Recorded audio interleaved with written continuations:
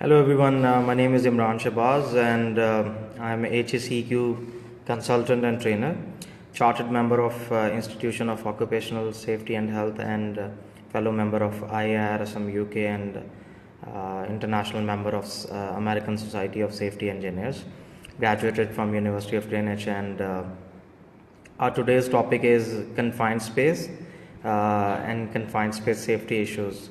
So we'll be discussing about confined space and hazards and risks associated with confined space, controls we can implement and put in place when we are working in confined spaces or when we are entering into a confined space. And that's what our today's topic is. And I hope you guys will be asking questions on confined space, and I'm really happy to answer your question. And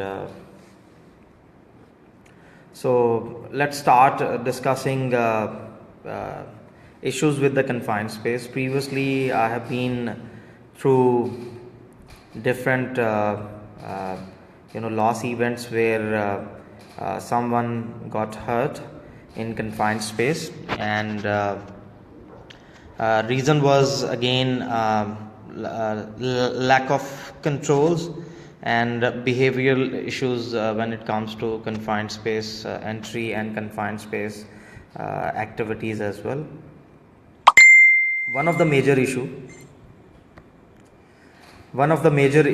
like in one of the previous fatal accident, one of the welder died, and the reason was the welder enter into a pipe, 90 plus inch dia pipe, without any approvals, without having entrant or hole watch, without having adequate oxygen or air, without having adequate emergency protocols and measures, and that led to that particular event where welder died, and he was the only person earning for his family from one of the poorest area in Asia.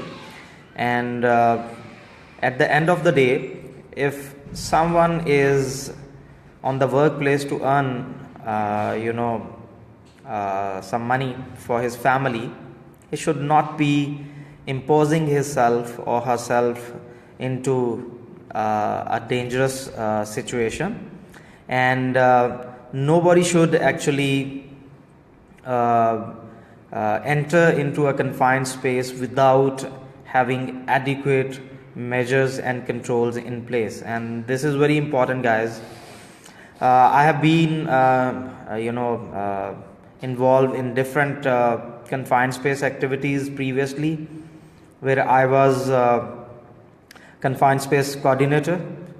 Being a HSE professional, I was assigned on confined spaces and confined space entries as an confined space coordinator, where in some situations I was hole watcher as well, or entrant as well. And confined space is a hazardous activity, and generally it is recommended that you should not go for a confined space activity. Confined space, work at height and manual handling free activities are generally recommended, should be avoided, and if you cannot avoid, then in that case you may opt risk assessment. You may go for identification of risk and then putting controls in place, and then you may actually move forward for any particular activity.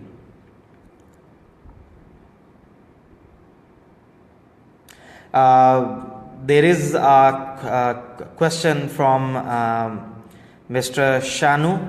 Mr. Shanu, yes, H2S is one of the gas that may be present in confined space, or when you are entering into a confined space. There may be carbon monoxide, there may be carbon dioxide. Again, there might be lack of oxygen, there might be higher level of LEL as well, which may lead to explosion and may lead to fire as well.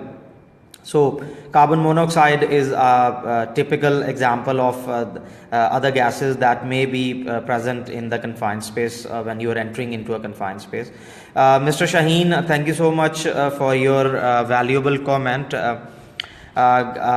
I can translate any question for you in Urdu if you wish. Please do write your comment, and I will answer your question in Urdu as well, along with English.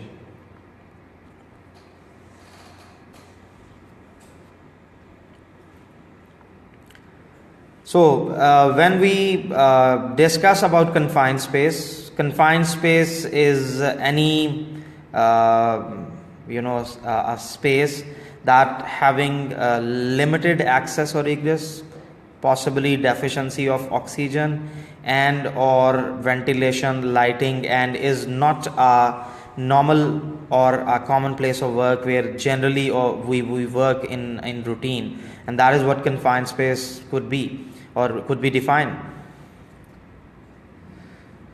Mr. Ati, yes, there are many environmental qualifications available offered by various bodies, including NEBOSH.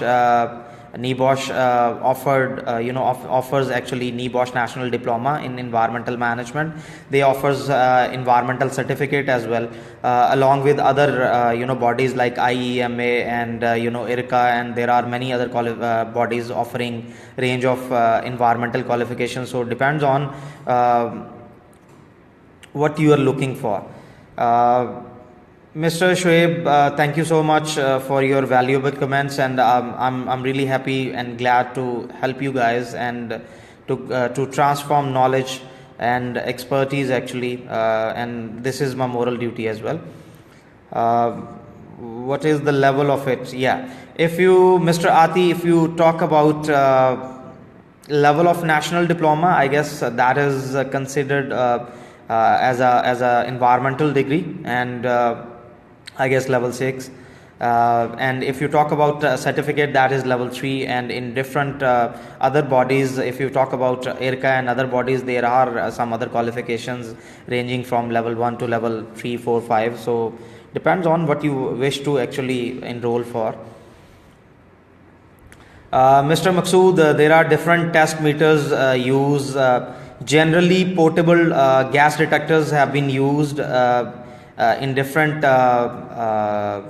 locations, and portable mobile gas detectors having 3 or 4 different type of sensors, including carbon monoxide, including carbon dioxide, including oxygen level, including LEL, generally being used. However, there are other certain equipments or gas detection equipment that has been used that may have tubes, stainless steel tube, and you may use them as well on the confined spaces. And when we talk about confined space hazards and risk, and if you are a NEBOSH candidate and or having studying NEBOSH qualifications or enrolled for NEBOSH qualifications, hazards and risk associated with confined space may include fire and explosions, may include lack of oxygen, may include lack of oxygen, may include lack of ventilation, may include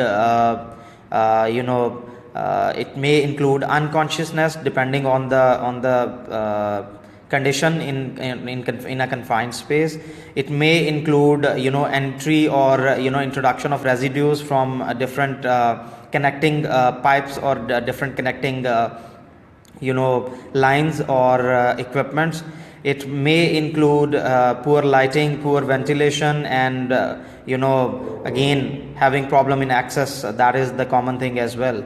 And when we talk about confined space may lead to loss events such as fatal event, and it may actually lead to an event that could result in fire and explosion, and ultimately, damaging to whole plant and whole facility as well.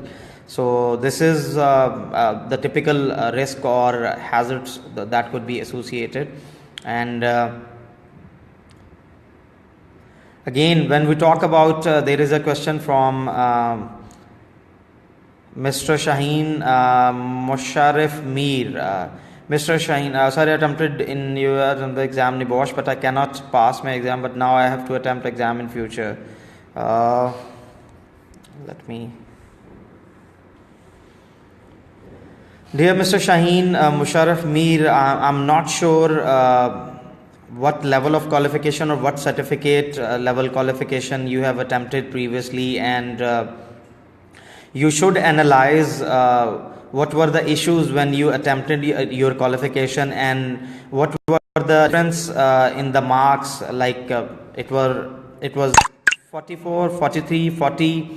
And again, the main issue we face in NEBOSH qualifications when someone got referred is that there could be a couple of reasons mainly, and one could be candidates are not actually understanding action words or command words, and they are not utilizing them appropriately as asked by examiner.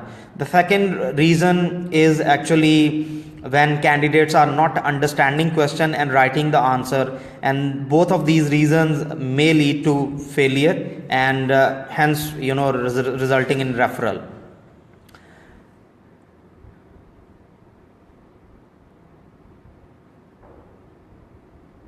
There is a question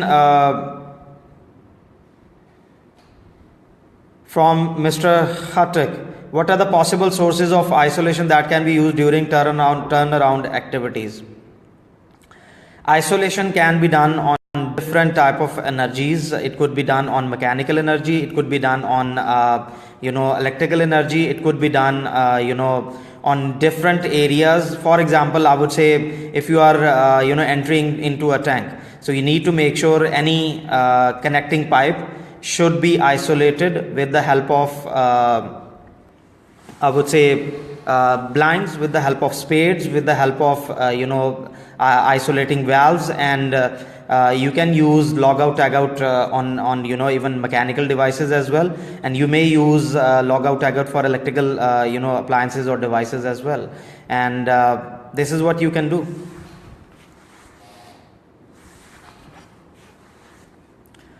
So there is a question from Mr. Ashraf, I guess.